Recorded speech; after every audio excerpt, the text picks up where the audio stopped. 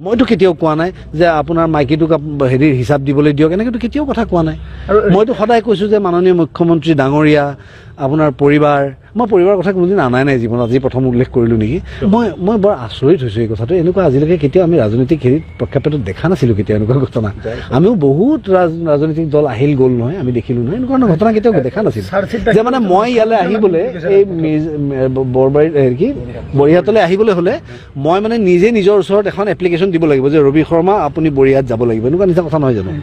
মুখ্যমন্ত্ৰী নিজে কৈছে চাৰ্জশিট দাখিলৰ পিছত তেওঁ ৰাজপথলৈ কিয় নাই বোলে ৰাজপথত কিয় নামে য'ত আছে তাৰ পৰা কাম কিয় কৰিব নোৱাৰে য'ত আছে তাৰ পৰাই কৰকচোন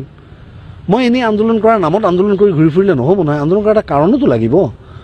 যে মই এটা বিপ্লৱী সত্তা সেইকাৰণে মই চব কথাত বিপ্লৱ কৰিম এনেকুৱা কথা হ'ব নোৱাৰে নহয় বিপ্লৱ কৰিবলৈ এটা কাৰণ লাগিব এটা লক্ষ্য উদ্দেশ্য লাগিব গতিকে এনেই কিছুমান কথা কৈ দিব নালাগে অলৰেডি যথেষ্ট তুলুঙা মন্তব্য কৰাৰ বাবে তেওঁ সদায় ট্ৰল হৈ আছে গতিকে এজন মাননীয় মুখ্যমন্ত্ৰী আমি আজি তেওঁলোকে যি ধৰণে এগৰাকী মাইকী মানুহৰ কথা কয় বা মোৰ পৰিবাৰৰ কথাই কৈছে বা কাৰোবাৰ বেলেগৰ কথাই কৈছে মইতো কোনোদিন এনেকুৱা ধৰণৰ কথা মুখেৰে ওলোৱা নাই মইতো কেতিয়াও কোৱা নাই যে আপোনাৰ মাইকীটোক হেৰি হিচাপ দিবলৈ দিয়ক এনেকেতো কেতিয়াও কথা কোৱা নাই মইতো সদায় কৈছো যে মাননীয় মুখ্যমন্ত্ৰী ডাঙৰীয়া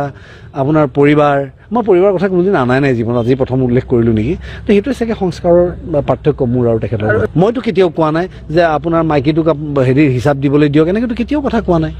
মইতো সদায় কৈছো যে মাননীয় মুখ্যমন্ত্ৰী ডাঙৰীয়া আপোনাৰ পৰিবাৰ মই পৰিবাৰৰ কথা কোনোদিন আনাই নাই জীৱনত আজি প্ৰথম উল্লেখ কৰিলো নেকি মই বৰ আচৰিত হৈছো এই কথাটো এনেকুৱা আজিলৈকে কেতিয়াও আমি ৰাজনৈতিক হেৰিত প্ৰক্ষেপত দেখা নাছিলো কেতিয়াও এনেকুৱা ঘটনা আমিও বহুত ৰাজনৈতিক দল আহিল গ'ল নহয় আমি দেখিলো নহয় এনেকুৱা ঘটনা কেতিয়াও দেখা নাছিলো যে মানে মই ইয়ালৈ আহিবলৈ এই বৰবাৰীত কি বৰিহাটলৈ আহিবলৈ হ'লে মই মানে নিজে নিজৰ ওচৰত এখন এপ্লিকেশ্যন দিব লাগিব যে ৰবি শৰ্মা আপুনি বৰিহাট যাব লাগিব এনেকুৱা নিচিনা কথা নহয় জানো মুখ্যমন্ত্ৰী নিজে কৈছে চাৰ্জশিট দাখিলৰ পিছত তেওঁ ৰাজপথলৈ কিয় নাই বোলে ৰাজপথত কিয় নামে য'ত আছে তাৰ পৰা কাম কিয় কৰিব নোৱাৰে য'ত আছে তাৰ পৰাই কৰকচোন মই এনেই আন্দোলন কৰাৰ নামত আন্দোলন কৰি ঘূৰি ফুৰিলে নহ'ব নহয় আন্দোলন কৰাৰ এটা কাৰণোতো লাগিব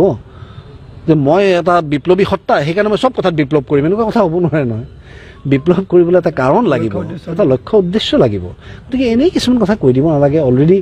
যথেষ্ট তুলুঙা মন্তব্য কৰাৰ বাবে তেওঁ সদায় ট্ৰল হৈ আছে গতিকে এজন মাননীয় মুখ্যমন্ত্ৰী আমি আজি তেওঁলোকে যি ধৰণে এগৰাকী মাইকী মানুহৰ কথা কয় বা মোৰ পৰিবাৰৰ কথাই কৈছে বা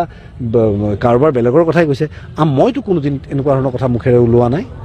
মইতো কেতিয়াও কোৱা নাই যে আপোনাৰ মাইকীটোক হেৰি হিচাপ দিবলৈ দিয়ক এনেকেতো কেতিয়াও কথা কোৱা নাই মইতো সদায় কৈছো যে মাননীয় মুখ্যমন্ত্ৰী ডাঙৰীয়া আপোনাৰ পৰিবাৰ মই পৰিবাৰৰ কথা কোনোদিন আনাই নাই জীৱনত আজি প্ৰথম উল্লেখ কৰিলো নেকি তো সেইটোৱে চাগে সংস্কাৰৰ পাৰ্থক্য মোৰ আৰু তেখেতৰ মইতো কেতিয়াও কোৱা নাই যে আপোনাৰ মাইকীটোক হেৰি হিচাপ দিবলৈ দিয়ক এনেকেতো কেতিয়াও কথা কোৱা নাই মইতো সদায় কৈছো যে মাননীয় মুখ্যমন্ত্ৰী ডাঙৰীয়া আপোনাৰ পৰিবাৰ মই পৰিবাৰৰ কথা কোনোদিন আনাই নাই জীৱনত আজি প্ৰথম উল্লেখ কৰিলো নেকি তো সেইটোৱে চাগে সংস্কাৰৰ পাৰ্থক্য মোৰ আৰু তেখেতৰ